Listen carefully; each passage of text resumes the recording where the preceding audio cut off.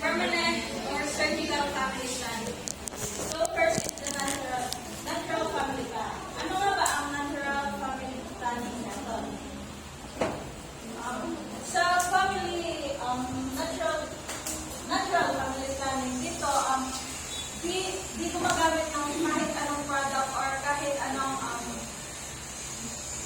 foreign objects. Parang natural way lang ng pag-prevent ng pagbubuntis. Ito, example is rhythm method or the calendar method. So, yung calendar method is yung babae, binibilang niya yung araw ng pagregla niya sa loob ng isang buwan.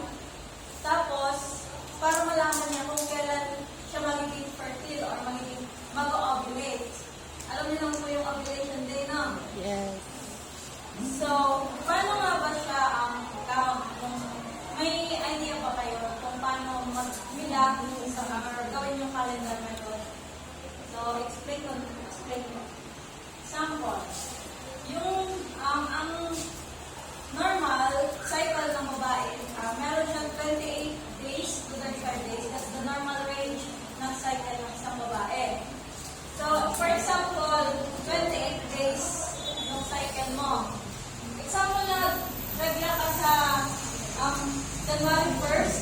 So, 28 yung cycle mo. Ang susunod mong regla is January 28. So, paano mo makakalculate yung ovulation day mo? So, ang gagawin mo is the number of luteal phase, which is 14 days before the ovulation. So, from first, period mo, first period, and then yung susunod mo, magbibilang ka ng 14 days backward. So, 27, 26, 14 days, 14 minus 26 hanggang 14, kasi minus na. So, ito yung araw na fertile ka or ovulating ka sa kagating. Para mas safe siya, para mas sure ka kung kailan ka mag-ovulate, you need to add 2 or 3 more days before and after the ovulation. So, halimbawa, 14 yung ovulating day mo, magbibilang ka muna ng 2 or 3 days from 11, 12, 13, 3 days before ovulating. Tapos, after ovulation, 3 days ulit or 2 days, 15, 16, 17.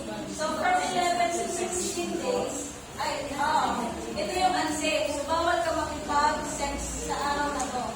Sa araw na yan. Gets? Yes.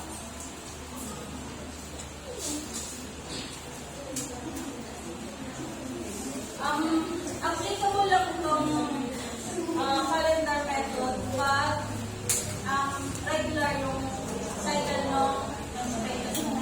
Kasi pag irregular ka, di mo unpredictable kasi pag irregular, di mo siya magamit kasi di mo alam kung kailan ka talaga dadadlan ng menstruation ka. Yes, applicable talaga siya kasi sa mga regular. Next is the coitus interrupts or withdrawal method. Itong withdrawal, din to, very common or marami na nakakaalam. Yung withdrawal is yung, halimbawa, hindi naman nakaka-sensitive sa mga words. So, paglalabasan na yung lalaki, tinatanggal na, kasi tapos push na lang sa labas. Ayan, 100% yun na prevent talaga yung pag-ubis. Abstinence. Yun, na-topic na kanina yung abstinence. Yung abstinence is pag-decision talaga na walang mangyari sexual intercourse between couple. Parang pinag-decision nila na hintay na lang after marriage or minsan sa religious beliefs din nila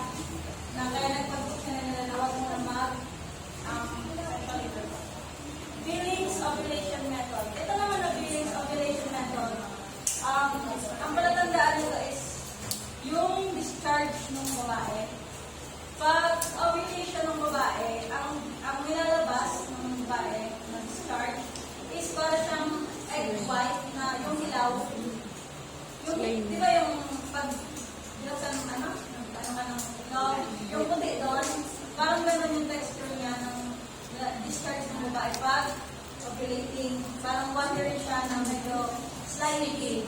Sliding. Sa lactation amenorrhea or LAM, ano lang to, applicable to sa mga mother na nagpapabreastfeed. Kasi pag once na nag-breastfeed ka, for the meantime, it's stop na mag-ovulate yung next is the artificial family planning method. Dito sa artificial family planning method, dito na yung mga gagamit na ng products para for the family or to prevent pregnancy. Our ways to prevent pregnancy using devices, medicines, or procedures. This method helps stop the sperm from eating the egg. So yan, ang example lang natin artificial family planning method. So number 1 is male condoms. Familiar naman natin tayo sa male condoms. Meron po. Ganito. Ito, hiningi ko to kay ma'am sa baba. So, kung gusto nyo na like mga libre, kasi kung mura lang naman to, pero mas maganda lang, humingi na lang sa barangay na center. Kasi ano lang naman to, libre. Ask me naman lang sa barangay.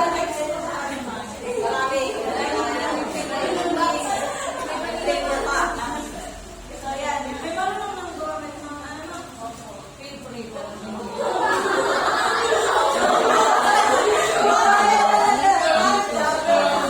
pero dapat din natin pagtawanan yung line din may alam kayo kasi at least safe tayo. Safety first. Ayaw naman ata safety first. Sunod, female condoms. May alam mo ba itong female condoms? So may male condoms and female condoms. Ang pinag-tayo ng male condoms sa female condoms is mas malaki yung female condom. Ano siya? Pinapasok siya sa vagina hanggang sa magpaabot sa pinakadulo. Tapos, okay na, parang ganyan. Kasi mas malaki siya sa male condom, saka mas mahal ang female condom. Sunod is the diaphragm. Ang diaphragm.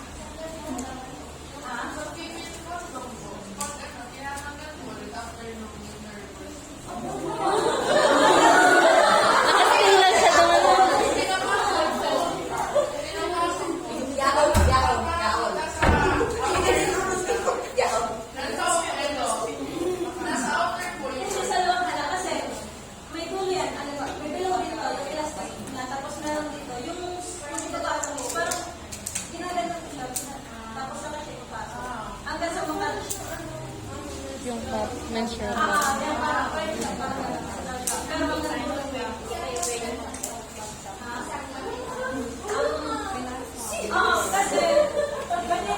ano to iwas ano rin kasi to, pwede siyang magamit para iwas shades, parang gano'n. Tapos iwas buntis na. Iwas buntis. Tapos for prevention ng infections. So nag-is diaphragm, parang pero pinakadulo rin siya. Pero mas mahirap tong tanggalin. Napasok siya ulit, tapos hanggang sa dulo. Ganun din yung method niya para di makapasok yung sperm. Sunod is the spermicide. Excuse me. Pwede siguro mo ito ganyan.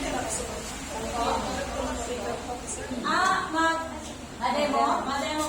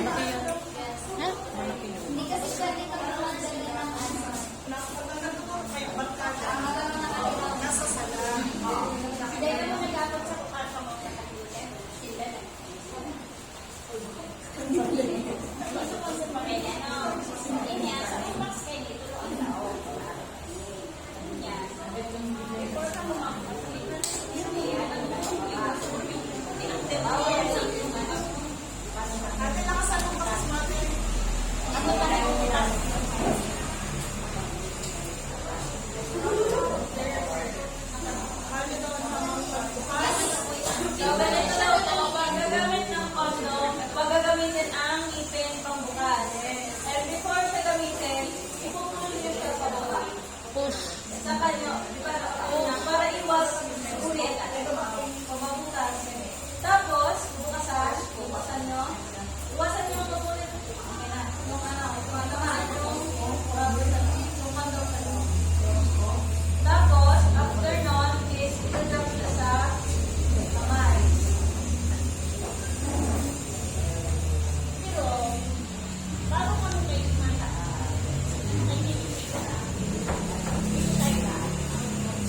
bago mo malagay sa ano pang dala, ay nakakapag sa ako lang sa ganyan. Totally, kayo ang maglalaro sa alit ng lalaki. Ngayon, tumatapang na siya, lalaban na. Hawakan niyo yung ano, di ba may ano siya? May lulo siya. May parang lulo siya. Hawakan dito, saka siya ipapasok. Yan lang. Malaki. Hungarian. Malaki.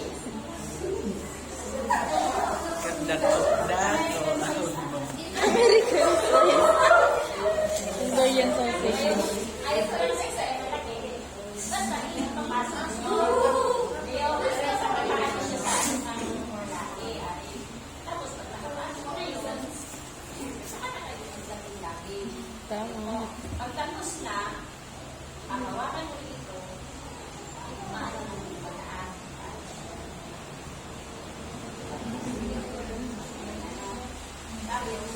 Kasi nag-ano, Lumabas. kapag mo na sa lulo, itatali mo siya. Tapos, sa sarong plastic, i-maray na laakad. Dahil pagtapos, sa makapagtapos nito, nagtatako ang kamabi, pinalubos nito. Dapat sa tamang basura. Basta. Sige po. Diyan sa ano, ano po, libre lang. Kayo man po kayo mag-ask kung gusto nyo mag, ay, pangala lang po. Pero magano na lang ba? Kung pwede, babae, ganun kasi baka. Patuloy na.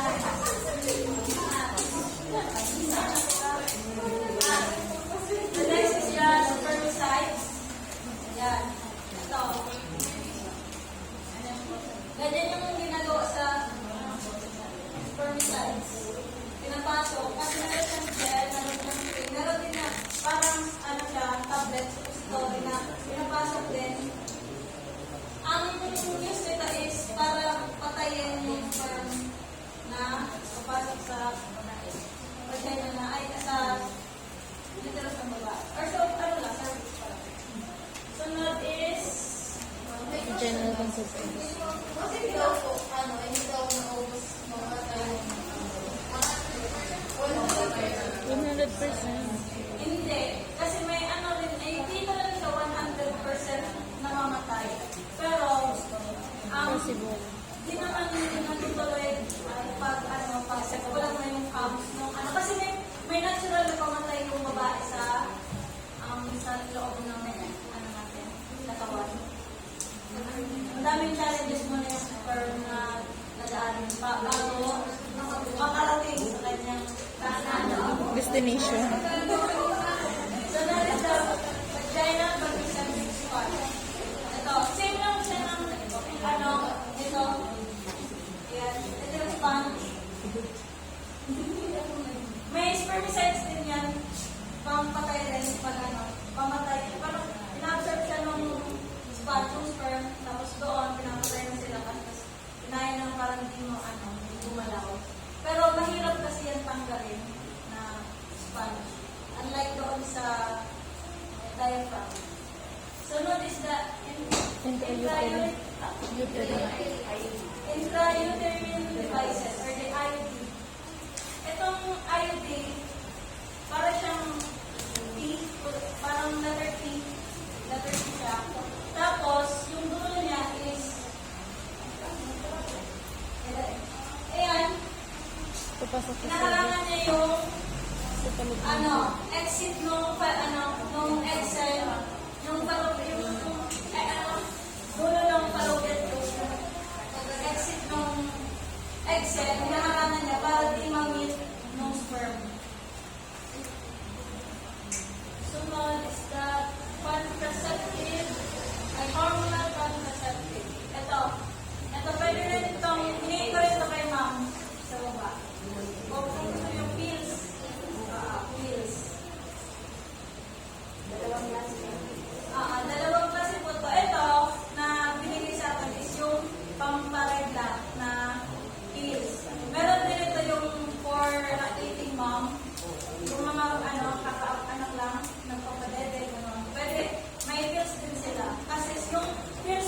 nagpapadede is para mag-produce pa ng maraming milk. Ito naman sa atin, ay yung sa nagbuntis or dinanganak is para reglahin ang palit. Sunod is the progesterone axillate. Or, ito, ayan, injectable. Injectable siya. In-inject siya every 3 months. Every 3 months. And the last is the contraceptive implants. Ito, familiar din at okay. So, yung dito, may sample tayo. Ang alin. Itong, ito may sample tayo. Alin? Ay, ayun, may nakaano. Implant. Implant.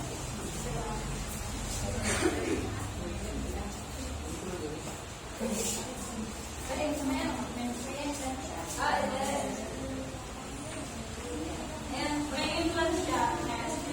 Nag-ano siya, kita niyo? Ito siya, piniplace. Parang ano siya, yung sa lollipop na stick, nilalagay siya dito. Maganda rin itong, tumatagal din siya ng 3 years. 5 years? 3 years lang. 3 years. Okay. So, alam mo na kung ano yung sa mga iba't ibang gamit na na. Yes. Yes. Alin din? Nato? Yung drills. Meron. May mga side effect siya. Pagkahilo. Pwede mag-dual ka.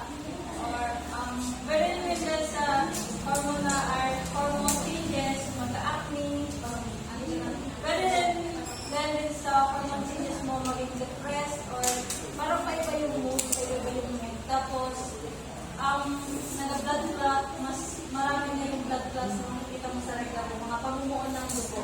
Yun yung magiging side effects nila ng contraceptive na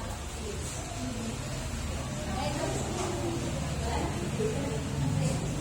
Next is permanent or surgical family planning. Ito, yung ano na to, permanent ka na, kung ayaw na talaga. Ito mayroon po yung decision making sa both sides. Pero kung gusto talaga na parang, kung na mag-expect na mabuntis ka or makabuntis ka, maganda itong method na ito. Ayan, dalawa yung sa surgical natin is yung vasectomy na yung vasectomy. So, may ano na kayo sa vasectomy. So, ganito yung vasectomy. Yung ari ng lalaki, ay yung itlog, meron siya nakakonect, which is the vas deferens. Tapos, kinakat nila yung andito para di na mag-release ng sperm. Pero, nag-release pa rin sila, semen na lang, yung parang water na lang. Wala na talaga yung sperm. Kaya kung magtanong kayo kung nilalabasan pa ang lalaki after magpapasensing, yes po, nilalabasan. Hindi lang ng sperm. Next is the lumpectomy or the tubal ligation. Ito sa babae ito, yung pinakat na to, yung fallopian tube, pinakat na, para di na siya mag-release ng egg cell. Or, yan, isa rin na sa safe kung gusto nyo pag na mag-release. Pero meron din siyang disadvantages na parang bihira ka na lang, hindi ka na nag-ovulate, tapos yung pag-regla mo sobrang irregular na din. So, okay na po. Thank you.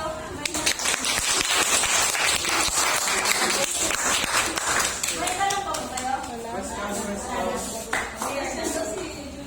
Ako gusto nyo mamili. Kaya ma'am, may pahinga. Pwede daw mag-pahinga. Wala. Okay na po. Thank you. Thank you, Dada, for sharing such valuable You, value. truly Tiga picture ang takadigdig.